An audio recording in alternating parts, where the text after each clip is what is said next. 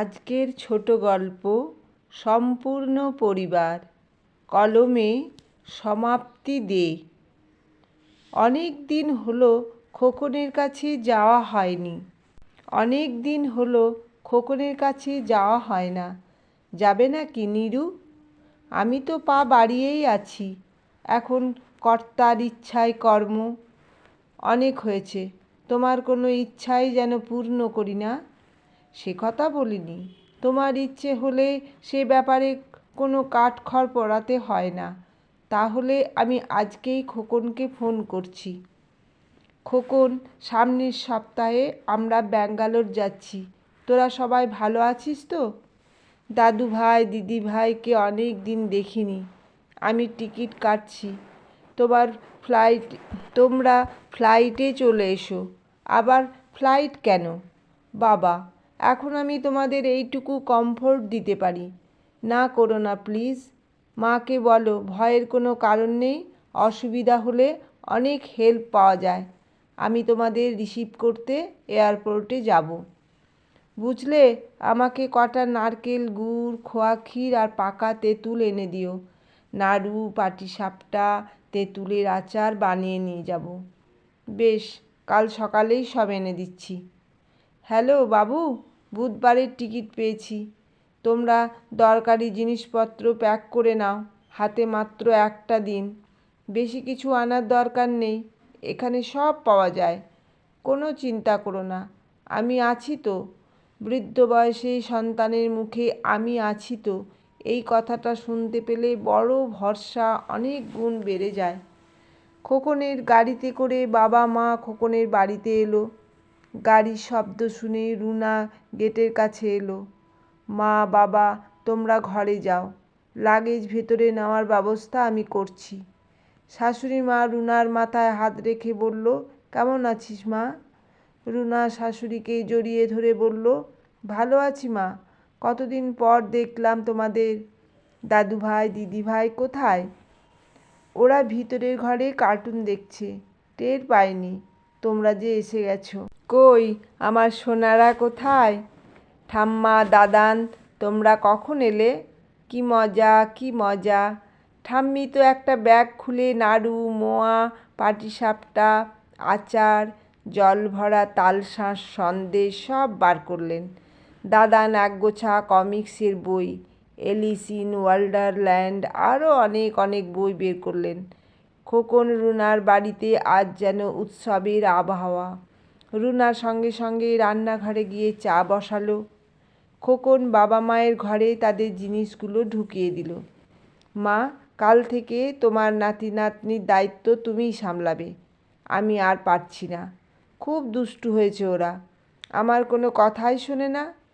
ঠিক আছে রুনা, একদম চিন্তা করো না। আমরা যতক্ষণ আছি তুমি একদম ভেবো না। রাতের খাওয়া দাওয়া শেষ হওয়ার পর নাতি নাতনি দুজনেই গুটি গুটি পায়ে ঠাম্মা দাদানের ঘরে ঢুকলো। ঠাম্মি, আমি তোমার কাছে ঘুমাবো, নাতনি টুনু বলল। দাদান, আমি তোমার কাছে ঘুমাবো, নাতি টুবু বলল। বেশ তো, তাই হবে। মা, আজকে তুমি আর বাবা দুজনেই টায়ার্ড, কষ্ট হবে। আজ তোমাদের রেস্ট দরকার। না রুনা, আমাদের কোনো কষ্ট হবে না। টুবু দাদানের পাশে শুয়ে দাদানের ছোটোবেলার গ্রামের দৌরাত্ম্যের সেই সব গল্প শুনতে শুনতে ঘুমিয়ে পড়ল। টুনু বলল, ঠাম্মি, আমাকে রাবণ যে সীতাকে হরণ করেছিল সেই গল্প বলো। ঠাম্মি নাতনিকে সেই গল্পই করতে লাগলো। ঠাম্মি, তোমার গায়ে কি সুন্দর একটা গন্ধ। আমি একদম তোমার ভিতরে ঢুকে শুই। হ্যাঁ, সরে এসো দিদিভাই।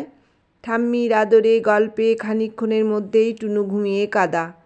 ভোর 5:30টায় উঠে খোকনের মা গিজারটা চালিয়ে দিয়ে আলু সেদ্ধ করতে বসিয়ে দিল। বাচ্চাদের স্কুল আছে, ওরা ব্রেকফাস্ট করবে, আবার টিফিন নিয়ে 7টার মধ্যে বেরিয়ে যাবে। ঠিক 7টায় স্কুল বাস আসে।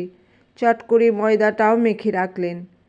এ কি মা, তুমি এত তাড়াতাড়ি উঠে রান্নাঘরে চলে এসেছো? রুনা, তুমি এত তাড়াতাড়ি উঠতে গেলে কেন? আমি তো আছি। সারা বছর তুমি তো সব করো। মা, তুমি থাকলে কি আরাম মা। যাও না, আর একটু শুয়ে নাও গিয়ে।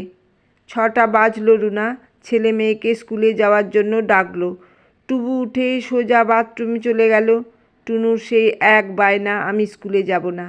রুনা অত্যন্ত রেগে গিয়ে বকা দিল, রোজ রোজ তোমার এক কথা আর শুনতে ভালো লাগছে না। ভাইয়া তো কখনো বলে না স্কুলে যাব না। এরপর একদিন তোমাকে ভীষণ মারবো। আমরা এসেছি বলে হয়তো দিদিভাই স্কুলে যেতে চাইছে না। না বাবা, ও এর নিত্যদিনের বায়না। ঠিক আছে, আজকের দিনটা ছেড়ে দাও, কাল থেকে দিদিভাই নিয়মিত যাবে। টুবু স্কুলে চলে গেছে, টুনু আবার ঘুমিয়ে পড়েছে। রুনা সবার জন্য চা বানিয়ে নিয়ে এলো। বসার ঘরে সবাই চা খেতে খেতে গল্প শুরু করলো। মা, আজ কি রান্না করছো? কতদিন পর তোমার হাতে রান্না খাবো।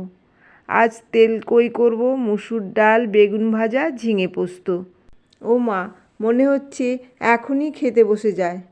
শোনো মশাই, এতেই কিন্তু মা থেমে নেই। টিফিনের জন্য লুচি আলুর দম হচ্ছে। টুনুর স্কুল যেতে না চাওয়া একটা সমস্যা হয়ে দাঁড়াচ্ছে মা। দেখি আজ দুপুরে দিদি ভাইয়ের সাথে কথা বলবো। দুপুরে খাওয়া দাওয়ার পর ঠাম্মি নাতনিকে নিয়ে শুয়ে পড়ল। আজ ঠাম্মি দ্রৌপদীর জন্ম বৃত্তান্ত শোনাতে লাগলো। টুনু ঠাম্মির গলা জড়িয়ে ধরে অবাক হয়ে শুনতে লাগলো। আচ্ছা দিদিভাই, স্কুল যেতে তোমার ভালো লাগে না কেন? বন্ধুদের জন্য তোমার মন খারাপ করে না? করে তো। টিচাররা খুব বকাবকি করেন? না ঠাম্মি, টিচাররা আমাকে খুব ভালোবাসে। সব সময় বলে ইন্টেলিজেন্ট গার্ল। আমি ফার্স্ট টাইমে 98% পেয়েছি। তাহলে কী অসুবিধা তোমার? টুনু খানিকটা সময় চুপ করে থাকে।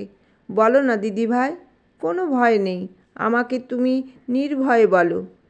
ঠাম্মি, তুমি আমাকে গুড টাচ ব্যাড টাচ শিখিয়েছিলে, মনে আছে? হ্যাঁ, মনে আছে তো। স্কুলে একটা কাকু আছে, আমাকে ব্যাড টাচ করে। আমার খুব কষ্ট হয়। আমি বলে দেব বললে আমাকে আটকে রাখবে বলে। আমি খুব ভয় পাই। আমার স্কুলে যেতে খুব ভয় পায়। তুমি তোমার মাকে বলোনি? না, ওই কাকুটা বলেছে কাউকে বললে আমাকে সারা রাত আটকে রাখবে, তাই আমি কাউকে বলতে পারি না। সোনা দিদিভাই, তোমার কিচ্ছু হবে না, আমি এসে গেছি। তোমার কেউ কোনো ক্ষতি করতে পারবে না। বিকেলবেলায় টুনু দাদানের সাথে পার্কে গেল। খোকনের মা রুনাকে ডাকলো। তোমার মেয়ের সাথে স্কুলের একটা 4th ক্লাস স্টাফ অসভ্যতা করে, তাই ও স্কুলে যেতে ভয় পায়। শোনো, তোমার অফিস কালকেও ছুটি নাও। টুনু কাল স্কুলে যাওয়ার দরকার নেই। আমি আর তুমি প্রিন্সিপালের সাথে কথা বলতে যাব।